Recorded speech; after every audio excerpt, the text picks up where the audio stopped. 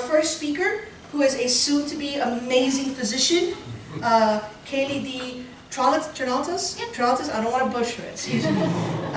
Ms. Tranaltes was born and raised in Phoenix, Arizona, and went to ASU West for her undergrad, where she received a BS in biology and a minor in philosophy.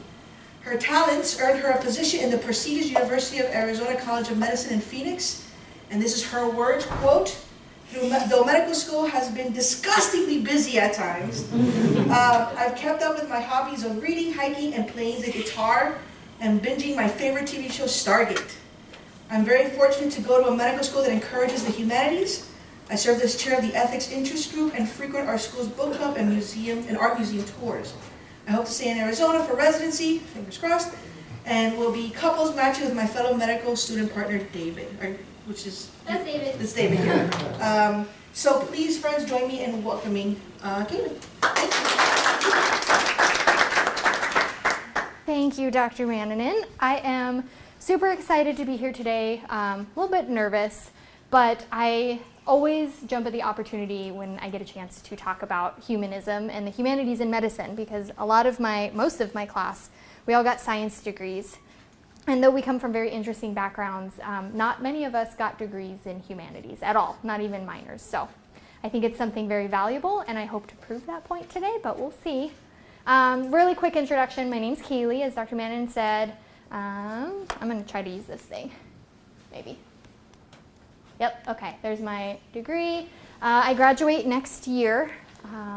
I chose family medicine for my specialty, so everybody gets to choose something else, and family medicine is the best one, so of course I chose that. Career goals, eventually I want to return for my master's degree in philosophy and possibly sit on an ethics committee. I'm going to talk a lot about ethics today and how integrated it is within healthcare, which is pretty obvious, but I think when I was going into medicine, I didn't realize that I would literally be dealing with it on a day-to-day basis in every field that I've tried so far. And of course, I love medicine because I get to connect with my patients, and what better way to do that than getting to talk and spend time with them every single day.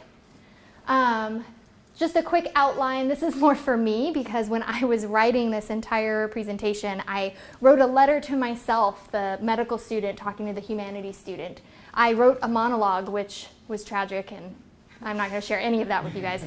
But I tried really hard to come up with kind of a game plan and an outline, and what would happen is I would get one idea, or I would talk about one patient experience, and it would spark another one, and before I knew it, said monologue was like 10 pages long.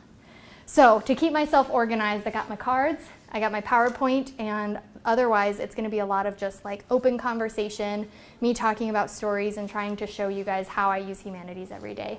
We're going to start with ethics. Then we'll move into the human condition, specifically human connection. We're going to talk a little bit about the humanities. I got my degree in philosophy, so I'm very, very biased, but there are many aspects of the humanities that I think are very valuable. And then we're going to bring it home, and I'm going to kind of summarize with one of my favorite philosophers' quotes, and then any questions you guys have. Please feel free to interrupt at any point if you want to clarify something, if you have a question or an idea, and then if you want to save it to the end, that's fine too. But okay. So starting off, when I got into medical school, I definitely knew that all of my science classes would be vital. I would need to know biochemical pathways. I would need to know how different drugs worked, or how they didn't work in some cases.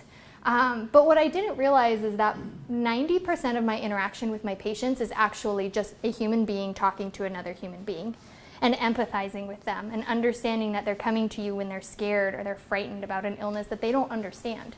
Simple things that I've come to understand, like, when does a baby have a fever, or when should you go to the ER? I take those for granted because I'm like, well, yeah, of course, just take their temperature. Oh, they have a fever, bring them in. No, a lot of parents stay up for hours at night thinking about that, and it worries them, and it causes them a lot of anxiety. So those are the kinds of things that I've come to learn are a huge part of my job, huge. Oftentimes, attendings who are like my boss doctors will send me into patients they know have a very complex social history or a complex psychiatric history, emotional history, just to talk to them. Because while they're putting in orders and having to deal with the side of medicine I'm not always crazy about, I can just go in there and just talk to them. It's awesome being a medical student. But I wanted to open with some articles that were actually written both in medical academic journals and then a few like the Journal of Ethics, those kinds of things. That kind of highlights that we're actually moving more, like, yes, we need the science, but we are moving more towards, let's talk about humanism in medicine, because you want to trust your doctor. You want an open, meaningful relationship with your doctor. So these are a few of the titles that I found, and these were just a quick Google search. I did not go digging for these. A few of them I actually read, and they were kind of interesting. But obviously, it's something that we're looking at, it's something we're looking at in detail, and something that not only patients are asking for, but doctors are asking for too. So just basic definition of humanism that I like is that, it kind of cut off, but it says humanism emphasizes common human needs. And I'd like to emphasize the word common. In my patient interactions, I've been told that you just need to find something with your patient that you love, something that you have in common, whether it's a hobby or maybe you had a similar medical experience, something like that that makes you truly love your patient and you can put yourself in their shoes. That's all humanism is. It's just realizing we are all humans. We all have common experiences. We all have common needs. And I think when you boil the patient-doctor relationship down to just humanism, it actually creates a really, really beautiful relationship between two people. Something that I also wanted to emphasize was my medical school. I'm very fortunate to go to a school that emphasizes humanism. We actually have a certificate of distinction, which is just some extra work that you can do on top of your MD in the humanities. And this can be anything from going to the art museum regularly, participating in book clubs or theater clubs, participating in the ethics committee of the school, those kinds of things. And they run it by hours, but there's also a lot of lectures that we get talking about either ethics or humanism. And when you're a first and second year medical student, you're just in the classroom. You're not really seeing a ton of patients. You might get one half day a week, maybe even once a month, where you get to go to a clinic. But other than that, you're just studying and memorizing all of those terrible biochemical pathways, honestly terrible. And it's really easy to walk into those lectures and think, this isn't on my test. Why am I doing this? I myself was extremely frustrated when we would have classes on sometimes ethics, which is ridiculous because I love ethics. But I would realize this is not going to be on my board exam. This is not helping me right now. But hindsight being 2020, being almost done with my third year, it's amazing that schools are trying to teach this. With all of that said, I don't think I learned any of my humanities in my first or second year, and I'm sure if you talk to other medical students, they will probably agree. Most of my humanities background did come from my undergrad, but I would say a big portion of what I've learned about humanism in medicine has actually come from patient interaction. And realizing that everything that we talked about in medical ethics, that all really does happen. Has anybody taken the medical ethics class before? Okay, you should if you're a student. It's amazing. But all of that is extremely prevalent and extremely important to me as a doctor, at least. So just jumping into ethics, and I don't want to spend too much time on this because this has, like I said, I get lectures on this. Dr. Mannanen gives a whole class on this. It's a very, very big topic, but it is something that I use on a daily basis, and times I have found myself in very sticky ethical situations that I didn't realize were going to happen, and that as a student I felt kind of overwhelmed with. Just going on some principles, these are taught in all medical, they're part of our accreditation process for medical school, so every medical school has to have at least one lecture dedicated to the ethical principles. So autonomy, and I broke these down just in very simple terms. This is just your patient is the boss. My patient gets to run my interview within reason. They get to decide ultimately what medicines they're going to take or not take. I can't force anyone to do anything. But going into this, the encounter with the idea that my patient is going to make the decision today, I'm here to provide them with support, I'm here to provide them with information, and I'm here to provide them with ultimately the power to make their own decision.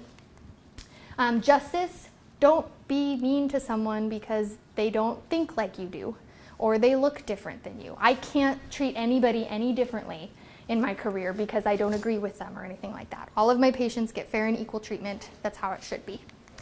Beneficence is do the right thing, be good to your patients.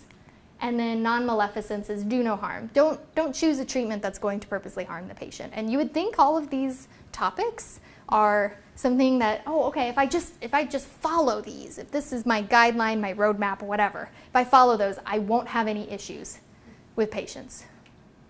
That's a lie. many times, even just in like the simplest patient cases, things where like no one's hooked up to a ventilator, no one's doing anything, I have come across an instance where I'm like, oh my gosh, I don't know what to do. You have to step out of the room and think to yourself, I don't know what to do. It's definitely where my education comes most in handy, is from the ethical perspective, but like I said, I'm going to talk a little bit more about a few other classes that I've had kind of towards the end. But going along ethics and doing the right thing for your patient, we develop these things called therapeutic relationships, which is where it's focused on the healing and ultimately bringing good to the patient. You want your patients to have good outcomes, not because you have Press Ganey scores, although that's a very big thing in hospitals right now. It's like, give us a 5-star rating, and patients who are mad can definitely give you not a 5-star rating. You want to do the right thing for your patients because it's the right thing to do, and you develop a very caring relationship after a while. That being said, it doesn't always go that way. I just finished my family medicine rotation, and I had a patient who has, she had some kind of lung disease, like a very chronic lung disease, I think maybe COPD. And she was well established with the practice. Her doctor was out on maternity leave, so she got scheduled with the doctor I was working with. And she was having, all it said was lung problems. I'm like, okay, I don't know what that means, but I'll go in and see her. So I went in, and I always introduce myself as a medical student because people will call me doctor, and I'm like, oh, no, not yet. Not yet. I have another year until that responsibility is on my name. I went in and I sat down, introduced myself. She was really pleasant, and she starts telling me, oh, you know, I've 3 days now. I'm having really hard time breathing. I'm coughing up stuff. I'm like, okay, any fevers? No, this happens all the time, and my other doctor always just gives me antibiotics, and I feel better. So I'd really like you to give me antibiotics. And she said it just like that. And I'm sitting there with my computer like, okay, I'm going to ask a few more questions. And she's like, no, like, you're going to get your doctor, and you're going to give me antibiotics. Okay. So that's how we started off the interview. And I tried, like, okay, do you smoke? And just getting my questions, because if I come out there empty-handed, I'm going to get yelled at. I don't want that. And she's like, just go get the doctor. Okay, so I step out of the room. And I can, like, she's walking, talking. She's not having any trouble breathing. She looks great. Like, the little tiny physical exam I was able to do listening to her heart and lungs before she kicked me out, she sounded fantastic. So I go and I get my resident, and he's like, okay, I'll go see her. And they were in there for like 20 minutes. And this was on top of the 10 minutes I was in there, so we were already over time. And he comes out and he just looks absolutely defeated. And basically what had happened is one of the other providers, not even like working for our practice anymore, had been prescribing this patient antibiotics regularly for every little like cough or cold that she had, which sometimes those can be bacterial and the antibiotics will work, but other times they're viral, and the antibiotics, all it's doing is just kind of creating some resistance, and chances are you would have started to feel better on like day 5 anyway, so you take the antibiotics, at the time you start to feel better naturally, and then you think the antibiotics are working, when they're probably not doing anything except giving you diarrhea. So he came out, he talked to the attending, and he was like, I can't do this. Like, I'm not going to prescribe her medicine that I don't think is indicated. I think it will cause more harm than good. And like, ultimately, we need to figure out why she's having so many episodes of this coughing and coughing up stuff and all these nasty symptoms. Like, that's more important. Why are you having these symptoms? So we go back in with the attending, and she lost it when we weren't going to give her antibiotics. She was yelling and screaming, and I'm like standing by the door like, oh my God, please don't throw anything at me. But she was so upset because she's not feeling good, and there was something lost in communication. I don't know if it was something that I said or something that the resident doctor said or even something that the attending had said, but like, she had an agenda, and that was how it was going to go. And when I said, well, I'd like to see if this is maybe something else, that like must have set her off, something like that. You should have given her Tylenol. I know. Yeah, I should. Well, I've been taking Tylenol. I'm like, I know I can't. I'm going to go get the doctor. By the end of it, I was like, I will so get the doctor. It's a great out. Yeah, until I am the doctor. She ended up discharging herself from the practice. So she was so upset and so irate with us that she was like, I don't want to see any doctors here anymore. And I felt really bad because she had come here, obviously, like time and time again, because she liked the doctor she had been seeing. Whether it was because they were just giving in to what she wanted or because he was connecting with her, I don't know. But that's what happened. And it was terrible because it was my first taste of when that therapeutic relationship came out of balance and went horribly wrong. Super uncomfortable moment for me, but I hope she's better. We didn't hear from her again, so I'm not entirely sure what happened. I assume she probably got better on day 5 to day 7 from her viral infection. But this big long story just about antibiotics, I probably could have told that in under 30 seconds, but it comes to the question, like, what do you do when you can't do the right thing for your patient? Like, what kind of emotions are dealt with or are embedded in that sentence?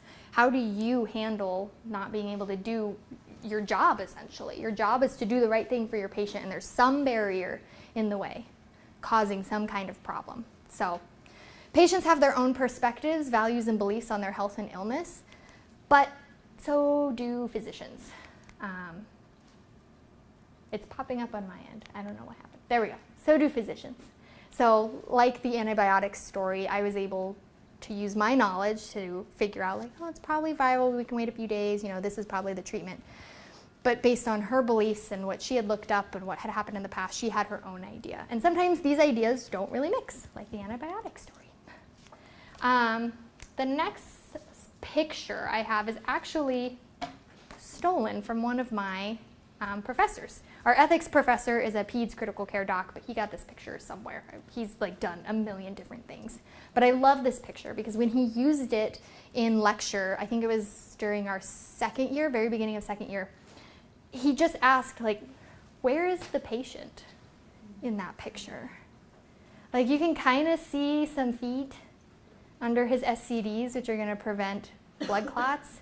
You can see here, there's this tube filled with blood that is either part of his ECMO. Oh, it's not showing up on my end, whatever. Or your end. You can see kind of a tube, a dark red tube down there. That's probably what's acting as his heart and lungs right now. There's a dialysis machine in there. There's a bag of urine because he can't pee up for himself. There's nothing there that's human about that picture. And this whole picture came from a talk on, I think, end of life care and what happens when families have different ideas about end of life care than the patient does. But I'm not, again, I won't delve too into that because that is a subject. But there are numerous stories out there of feeling like, okay, this is the right thing for the patient, or the treatment that we're giving this patient is futile and all we're doing is causing harm. But either the patient wants to continue, the family wants to continue, there's no advance directive telling us what to do, and you're just sitting there like, I don't know what to do. I know what's best, but I don't know how to get it for my patient. And that can cause a lot of moral distress. There's been a few studies that have come out that says moral distress is at the bottom of physician burnout, on top of EHRs, which, ick. The physician burnout comes from this idea that you can't do the right thing. You can't do what you need to do because of whatever barrier is there. I think I had one, little preview there. One more story. At the same family practice clinic, I went in to see a 15-year-old patient who, it said cough and congestion on the EHR, but it actually turned out to be a well check for a 15-year-old. And we booked 20 minutes, he really needed 40. It was a hot mess going in. And so I go in, and the mom is Spanish speaking only. And I've lived in Arizona my whole life, so I know a good amount of Spanish, but I always have an interpreter with me just in case. So I get the video interpreter, I'm talking to the son, or the patient, who is able to speak English, and the mom keeps interrupting me. And at first I'm very patient, I'm like, oh, okay, extra history. The son is disagreeing with the history, so I don't know who to listen to. And then I would talk to the interpreter and say, oh, can you please tell the mom this? The interpreter would start to interpret. The mom is shaking her head like she knows what I'm talking about, which is very frequent. A lot of, just like me, I know what people are saying in Spanish, but I don't always feel comfortable saying something back in Spanish. So that's what I thought was going on. And she was getting very frustrated with the interpreter and then what I was saying, which ultimately she didn't understand. And it just turned into what was a tiny little deal of this kid needed more asthma meds and needed us to check his lungs, into this huge ordeal The mom was like on the edge of her seat, like yelling at the interpreter. I had no idea what was going on because at that point, like my fight or flight had kicked in and I'm like, can I please just get out of the room? And the son is like shaking his head and eventually he just puts his what are AirPods? That's the new thing. He puts his AirPods in and like tunes me out. Yeah, I got old. I don't know what AirPods are. But even though this isn't an example of the patient who is on dialysis, who like it's just futile, there's nothing I can do. In that moment, I like had a little breakdown. I was like, I can't do what I need to do for my patient. Like I have no idea what's going on. His mom is yelling at me. I don't even know if she's angry because at this point she's going so fast I can't like understand, and the kid is talking and the interpreter's talking, and finally I'm like, I just need a moment. I'm like, I'm gonna go grab my attending, again, the medical student out, and I rolled the interpreter out. I'm like, I'm sorry, I'm gonna call you back in a minute, hung up, got my attending. And of course, what happens when people are nice to you when you're trying to hold it together? You don't hold it together. So I start crying. I'm like, I don't know what I did wrong. And it was this huge emotional reaction. Ultimately, the mom was not mad at me or the interpreter. She just has a very intense personality. But something was lost in translation there. Yeah, oh, she's very intense. She's like well known to the clinic. She was actually my patient a week later. Yeah, I was like, oh no. But she was much better. But in that moment, we had to like sit down after the patient encounter, which like was harmless. My attending took care of it, no problem. We had to sit down in his office afterward, and like I had to cry it out and debrief because I'm like, I don't know what happened. I don't know at what point I lost what I was trying to say and she lost what she was trying to say. And ultimately, I'm frustrated because I don't know if I did the right thing for that kid. He had a lot of comorbid health problems and definitely was going to have to come back pretty soon. But in that moment, I was like, oh, this is what that lecturer was talking about. It's like this huge epiphany, came home, cried it out some more, and then felt a lot better afterwards. But moral distress and not being able to do what you need to do for your patient comes in all shapes and sizes. You don't have to be in the critical care unit to have a problem like this. You can be in an outpatient family med in a decently affluent neighborhood to have trouble trying to communicate and trying to do what you need to do. The human condition, this is ultimately what I got out of my humanities education the most, is that we are all the same. We all have common interests. We all connect through these common interests. So, personally, someone Skyped me. That's weird. I didn't even know Skype was on there. We all crave human connection. How do we make friends? How did you and I become friends?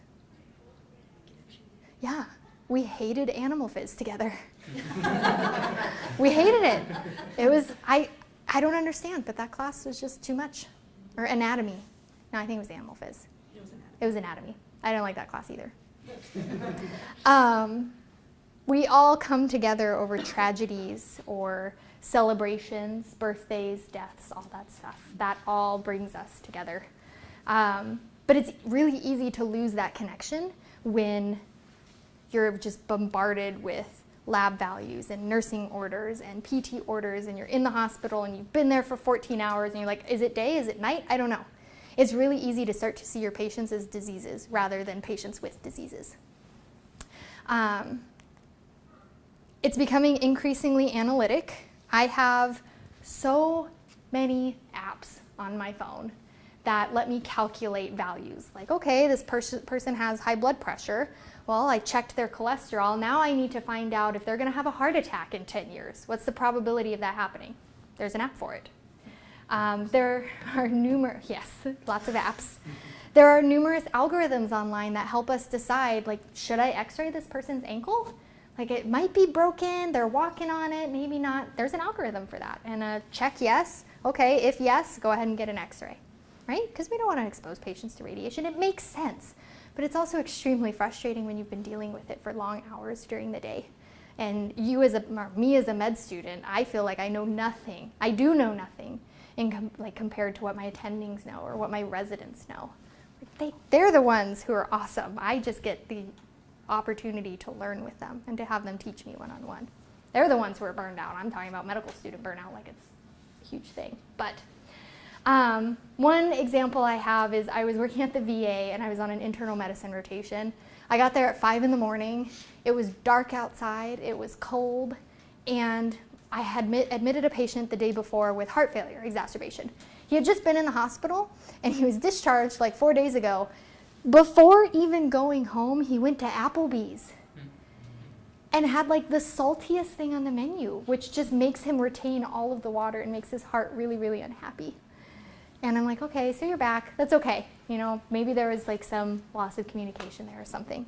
But I go in, and he was super sweet. He was from like New Orleans or something like that, had a thick accent. And he's watching a movie. And I'm talking to him, and I'm asking, you know, listening to his heart, looking at his legs, making sure they're not super swollen.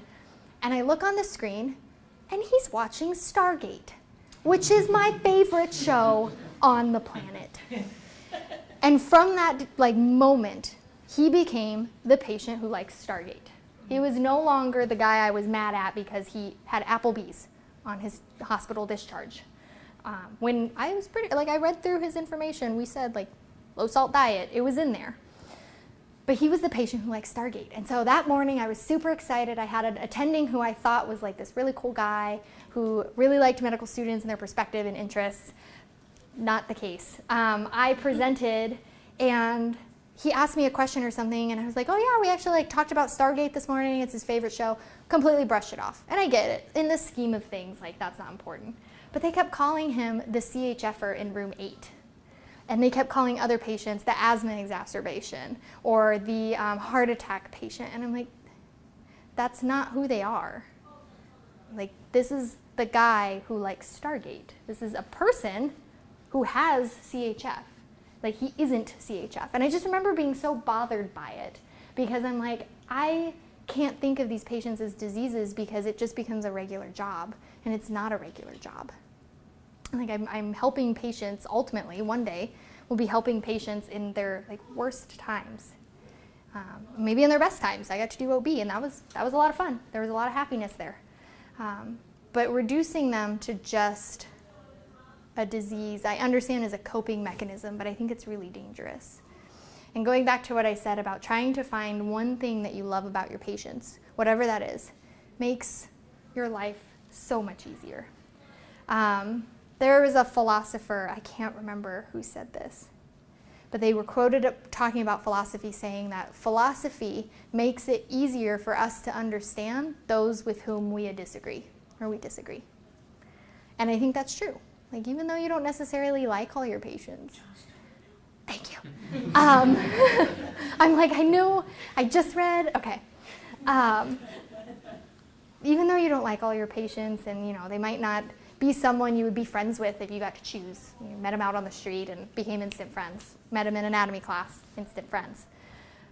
Try to find something, like we try to find something that connects us so that we're not just treating their disease, we're treating a whole person.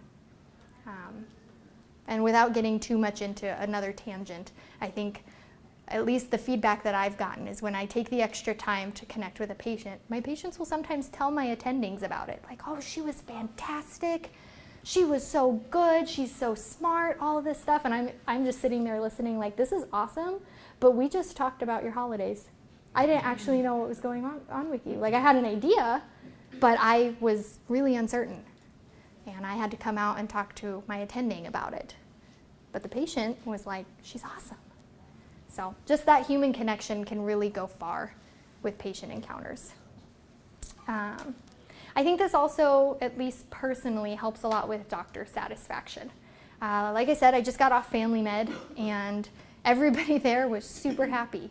And it was cool working with some of the people that had been there, 15 years, because they would be like, so this patient, his name's Jerry, he and his wife have been seeing me for 12 years now, and I think he just got a new car. You should ask him, because I've been wondering. And I'm like, is that why he's in? Like, wait, what are we treating? And they know all of this stuff about their patients, and their patients can talk to them and share their lives, just like the doctors share their lives with them. So at least so far, the happiest doctors that I've seen have been the ones who get time with their patients and get to know them on a personal level. I am sure there are many other doctors in fields like emergency medicine or something where it's like, boom, one and done, they're satisfied. I'm not knocking anybody else. I'm biased towards family med, but I think when you go that extra mile with your patients, and really treat them like humans and ask for that human connection back, that's when you get very happy doctors.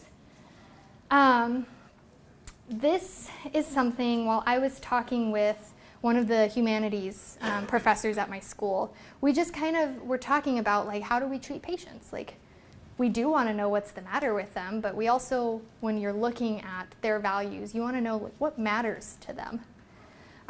Their cultures, their beliefs, their family values, their life goals, their health goals, all of this stuff matters to the patient. And it factors into the what's the matter with you. But if you answer the second question more, which I think the humanities really does aim to answer, you'll probably get more out of your encounter with your patient.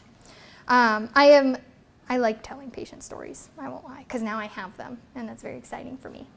But I was on my psychiatry rotation, and I was 6 or so weeks into my 3rd year. So I had been like cooped up in the library for 2 years, and then they set me free with patients, and it was awesome. The best feeling ever. Supervised, but the best feeling ever. And we went down to the ER. I was on inpatient service, so that's when we were a voluntary unit, so patients voluntarily said, I want to hurt myself, I don't feel safe, I'm going to admit myself to the unit. So we went down to the ER for, I think she was in her 40s, like 48-year-old female, and we'll call her Patricia. And Patricia was there because she was suicidal, and she had just been released from another hospital, and was just having a really rough go of it. Her kids didn't want to talk to her, her family didn't want to talk to her. She had heart medication, and she was storing this medication on a friend's windowsill because the friend was no longer willing to have Patricia in her house because she didn't feel safe. And so this life-saving heart medication was on a friend's windowsill on the outside. And when I did psych, it was like June, so it was really hot. But she was living on the streets, like, wasn't safe, and she's like, you know what, I just don't want to be here anymore. It's been really rough for me, and I don't want to do this. So we admitted her, and I will tell you off the bat, the next day I hated Patricia because she came in, and when I went to go talk to her, she was sleeping, and she was extremely, like, combative. And all I was asking was like, oh, are you awake enough to talk with me and the doctor, the admitting doctor? And she said, get out of my room, and is like very combative, and then just falls back asleep. Like, she was ready to punch me, and then she just passes out. And I'm like, I don't know what's going on. So the next day I try again. Nope, same thing, just sleeping. And I guess she hadn't been going to any groups, no group therapy, hadn't been seeing any of the doctors, nothing like that. It turns out her drug screen was positive for meth, and what tends to happen is when you stop taking meth, you take the meth nap, which is just you sleep for like 5 days. And she was taking her meth nap. And I was so mad because I had invested in this moment with this patient down in the ER, thinking like she really needs us. I hope we can help her. All, medical student naivety, but hope. And I felt like betrayed. And this is really selfish because this isn't about me. I'm not the one in the psych ward. I get to go home and I have my mental faculties about me unless it's a test week. And I feel safe. And so I felt bad because this patient had done this, and then I felt bad for feeling bad that this patient had done this. And talked it out again with my attending, because I don't know about any of you guys, but when I go through something super emotional, I gotta talk about it. Otherwise it just boils up and then you cry when you're not supposed to, which is probably not a good thing. But Patricia did this for like a week. And then one day I go and knock on her door. Patricia! Yeah?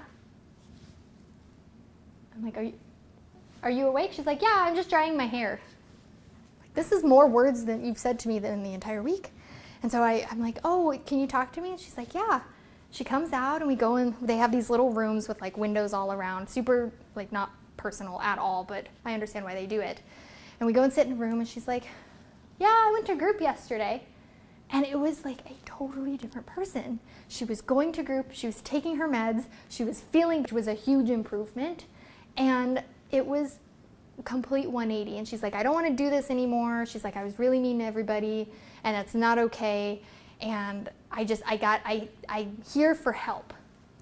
So she stayed another like 9 days or so, just because she had a very complex social situation. But at the end of the 16 days by this time, she gave me a hug. And it was the best hug that I've ever had, because we weren't understanding each other in the beginning, and by the end of her stay there, we had built this little covenant between us, for lack of a better word. And I don't know what happened to Patricia, because the unfortunate thing about third year is you have 6 weeks in a rotation and then you're gone. You're on to another specialty. So a lot of the patients I don't get to follow up, but wherever she is, I hope she's doing okay. But that was one of my first examples of like the human connection that like medicine has to offer as a whole, that I don't think can be taught in science classrooms. One of the reasons Patricia and I connected is her daughter was my age, and her family was really important to her, and her biggest issue was my family doesn't want to see me anymore and I don't know what to do. And so just being able to figure out, okay, Patricia's family matters to her. This is a big deal. Like, let's center our care around that and see what we can do. So, yeah, that's my Patricia story. That one's still kind of like, I don't know, doesn't sit well with me just because of my own reaction, but we'll get to that in a minute. The humanities, just find what makes you human and do it. So when I first got to medical school, I thought to myself, like, I'm going to be a trauma surgeon, and I'm going to work 40-hour shifts, and I'm going to be a badass. And then I switched to emergency medicine. I'm like, I'm going to work just 12-hour shifts, cut it down, and I'm not going to take call. And then I got to OB. I'm like, I'm going to work 30-hour shifts, and I'm going to deliver all the babies, and it's disgusting. And not the baby part, not the 30-hour shift part. The babies are awesome. Sorry. The babies were amazing. And now I'm at Family Med where I'm like, I want a 9 to 5. I want deep connections with my patients, but I also want to go home at the end of the day to my own family and to my own hobbies. Like Dr. Mannon had mentioned, I love to read, those kinds of things, and family medicine is one of those any area of medicine. You can absolutely keep up what makes you human. And you can go back and study philosophy, or you can go back and study art, or go to the museum, those kinds of things. But family medicine, I've always felt, can offer a little bit more. So whatever makes you human, whatever helps you with self-care, whatever helps you realize that at the end of the day, if you're making those human connections, that's what is going to be important to you. Do it within healthcare. Because I think if you're not burnout, if we're not burnout, we'll be able to deliver better healthcare to our patients, which is what we want, right? You guys don't want a doctor who's tired and cranky and who looks at you and goes, Patricia, I hate you. I never said that to her, but I thought it. I'm like, I don't know how to deal with you. Yeah, that's one of my final thoughts. But real quick, to anybody who's actually interested in medicine, I just listed out some classes that I thought were super important. Medical ethics is where I decided to be a doctor, in that class. Yeah, it was in that class where I was like, okay, this is it. I figured it out. Although there were some very emotional moments in that, but I guess if you're going into medicine, you're going to have those emotional moments anyway. Existentialism and God and the Problem of Suffering, those were dark semesters, but they were worth it, I think. Some more resources. These are just books that have helped me along the way connect with that humanities side of medicine, especially what doctors feel. Because I think understanding the doctor perspective, whether you're going to be a doctor, whether you know a doctor, whether you thought about being a doctor, whether you have a doctor, I think it's a really good book in general. And Dr. Ofri is a fantastic author. Death and Dying, that was both a cool class and a cool book, because no matter what avenue of life you choose, someone, even though I don't like saying this, someone you know will die. We all die. And learning how to deal with it is really important. And then Checklist Manifesto, Dr. Gawande is just a cool dude. He's a surgeon, and he writes some really good books. And the Checklist Manifesto is actually talking about pilots and how we can use their checklists to go through our daily lives. It's very cool. This is my final thought, and this is by Bertrand Russell, one of my philosophers that I turn to during God and the Problem of Suffering. He's a utilitarian, and he says, to teach how to live without certainty and yet without being paralyzed by hesitation is perhaps the chief thing that philosophy in our age can do for those who study it. And that quote right there is why I chose to get my degree in philosophy. I am just a med student. I won't be in a year. I will be an actual doctor. That gave me chills thinking about it. But there are big decisions that healthcare providers make. And it's no longer that authoritarian view of healthcare where the doctor says one thing and that's what you do. And if you don't, then that's bad. Shame on you. It's now more shared decision making. The doctor gives you options and they talk about the risks and benefits of all the options, and then you get to choose and you're making a conscious decision with your doctor. It's cool. It's a partnership. It's awesome. That being said, there are many patients who are like, "Doc, help me. Help me make this decision." And all of a sudden, it's a more personal decision. And it's one that you know is going to affect a human, not just your simulated patient that you get to practice on first and second year, or even third year. These decisions can really weigh on people. The decision can make or break your day. It's something that even though I get to go home at 5 o'clock in the afternoon, I still think. How many times have I been cooking dinner and I'm just crying, well, I wonder what they chose. I wonder what's going to happen. I don't get to follow up with them because I start surgery next week. It's been heavy. But I think studying philosophy has helped me realize that there are a multitude of options, there are a multitude of avenues that we can take, and that it's super important for us to weigh all of the avenues. And that even though I don't know with 100% certainty that this medication is going to help your blood pressure, I'm not going to hesitate giving it to you. I'm going to be confident in the decisions I make. I'm going to be confident that the health care that I will be delivering to my patients is going to be good quality health care, and that they're going to get ultimately that therapeutic relationship that's going to help them heal. And that's it.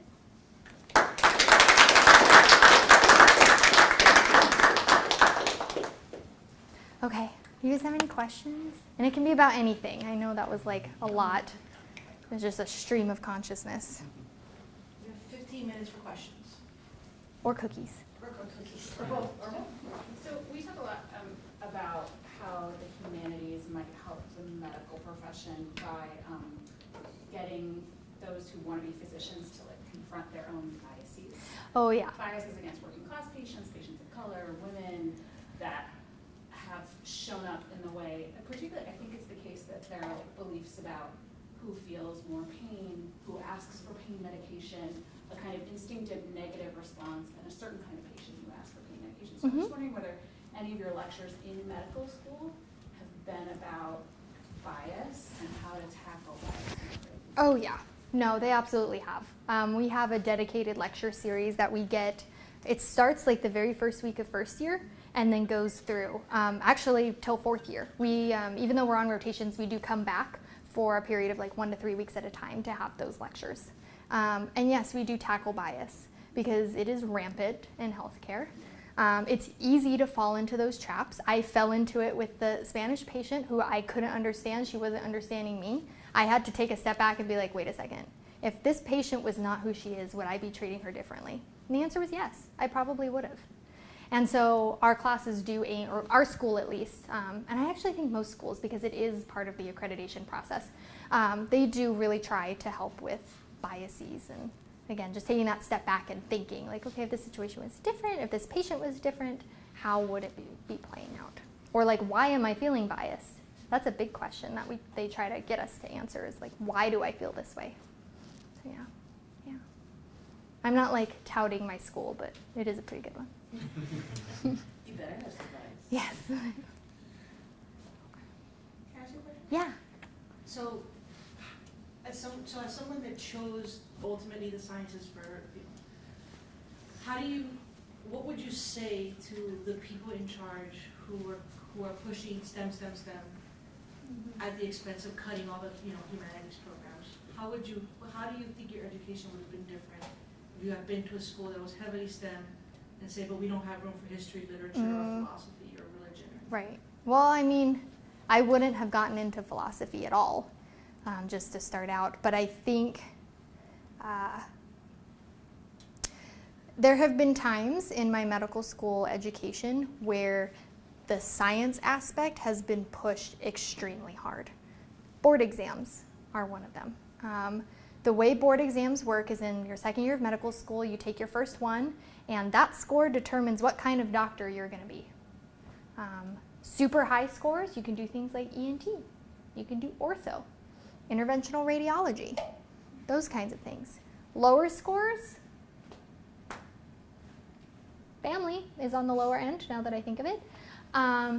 Psychiatry, yeah, so, but it doesn't mean that, like, you know, all of those doctors had super high scores. There are definitely other things that go into figuring out which doctor, like where a doctor goes after they graduate.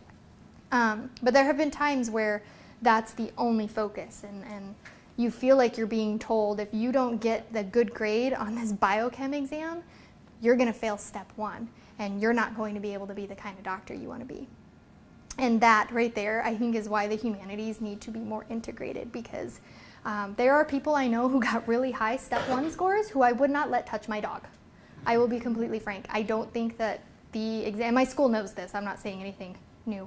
I don't think the exam is as important to making a good doctor as like humanities, making sure they have a good foundational knowledge, and then going from there. That's an emotional topic, just based on the prepping and studying we all did for step 1. So, yeah. How did you handle like all that pressure, like having immersing on the sciences and not being able to like To do, yeah. Yeah, 'cause I know what you're going through. So Yeah, it's it's like, not. How did you like? How can I do that? How can Yeah, you do that? How can you for that? Turn to your humanities education. Like I said, having something that you love outside of science, and even if it is science, if that's what you love, like go do that. But having something outside of medicine is crucial. So I really like the like philosophy and pop culture books. They had a philosophy in Hannibal, which is another really great show. Yeah, it was a really good one, and I ordered it like right before step 1. And I remember thinking, I'm like, this is not the time to be starting a new book, but your girl read her book while studying, and I think it kept me sane. I have a partner who also is in med school who took step 1 on the same day I did, and it wasn't fun because on top of you being stressed about all of this pressure, you have a partner who's stressed too, and you don't want them to do badly or feel like they do badly, so it's that double. So keeping yourself sane is super important, and for me that was reading about philosophy. It is a really good book though, and a really good TV show. Yes. I like the human element of everything, Mhm. because without humanity we're not human. So, but I mean, how would you deal with with all of your philosophies, like if you were in the ER or war zone? That's a good question.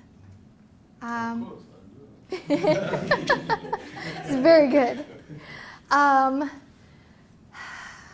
I think you would have to take a lot of time, like outside of your job, to focus on that aspect. All I did was scribe in the ER. That's what made me want to do ER, and I really loved it and respect ER docs like 1,000 times. But when I was shadowing in the ER as a med student and like going to see patients, I was extremely overwhelmed by you have 5 minutes to see this person, you can't address their chronic issue. It might be what's causing their symptoms, but like you're not a primary care doc, you don't have the resources to do that right now. So that was part of the reason why I ultimately decided like I don't think ER is for me. And it's just my personality, like I think. But I think if I still have to do my ER rotation, my 4th year, which I'm actually super excited about to go back. And I think making sure that like when I come home, I debrief with myself and I say like, okay, I felt really uncomfortable in this situation, why? And just trying to use my resources and my tools outside, like my education outside of my actual work day. Maybe putting it on the back burner, but then outside like thinking, okay, what do I have to do to make myself okay with what happened? Or why am I not okay with what happened? I think that's all I can do, really. That's great. Yeah. Can I contribute to that question? No. No. I will anyway. I'll never forget once. This is years ago, and I feel bad that I don't remember her name, but it was before Kaylee's time. But I was one of the things I teach in medical ethics is end of life, euthanasia, Oh, yeah. DNRs, and the ethics of all that. And they take the notes and whatever. I had a student come back about 2 years after that class, who was in that class, and she's like, and we were telling me, she was catching up with me, she said that, well, my father ended up in, needing end-of-life care, and I was fighting with my sisters about it and all that, which is typical. And then she's like, I'm so glad that you forced me to think about this issue before it happened. Yes. Because had I not had a time to reflect upon it without the pressure of it actually happening, I would have gone through the rest of my life not knowing if I made the right decision for my father. And so the pre-thinking is important, because when you're there, you're overwhelmed. Oh, yeah. You're overwhelmed. And I will tell you that as the sole caregiver of my father, my knowledge that I learned through philosophy helped me take better care of him when it came to things like DNRs and end-of-life care. Oh, yeah. So the prep that the thinking makes you do. Oh yeah, and when you're in that situation, you're super stressed, and there's a lot of emotion going into that decision. And having thought about those decisions beforehand, I think gives you the opportunity to like take your emotions aside and just be like, okay, what exactly do I want? And have those difficult conversations, which in medicine you have a lot of them. Many, many difficult. So bouncing off that, how do you think medical school can help to foster some of that pre-thinking? Well, what my school does right now is we have like our, not learning specialists, what are they called? Wellness groups. And beginning of first year, a lot of people talk crap about them. I'm looking at one right now.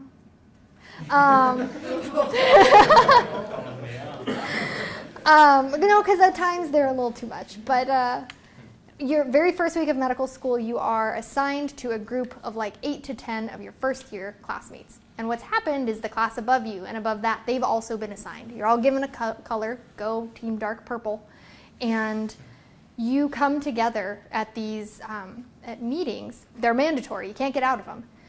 And they sit you down and they force you to have those discussions. And it's like, you don't have to share if you don't want to, but you're usually paired with like a resident or an attending doctor who volunteers their time and just says, hey, let's talk about this. And you can talk about patient stuff, you can talk about personal stuff. I have a group that initially we were all super silly and like terrified of medical school, but we've shared some very, very deep things within our little circle. And I think if you have a safer space to talk about those difficult things, you would be so surprised at how many people will open up and how many people will be willing to talk about things that they don't want to talk about. So I like that more than like the lecture style.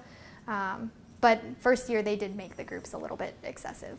You would have to like write assignments and it just felt forced. But like when they just bring you back like, hey, we got you guys a bunch of ice cream, just like talk it out. Those are good groups. Those are good groups. Yeah, maybe next time we can have cake. Okay. If there are any other questions too that are more personal or you want to ask me after, you absolutely can.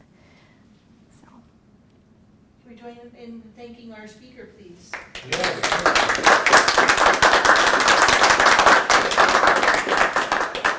Thank you. No, thank you guys. It was awesome.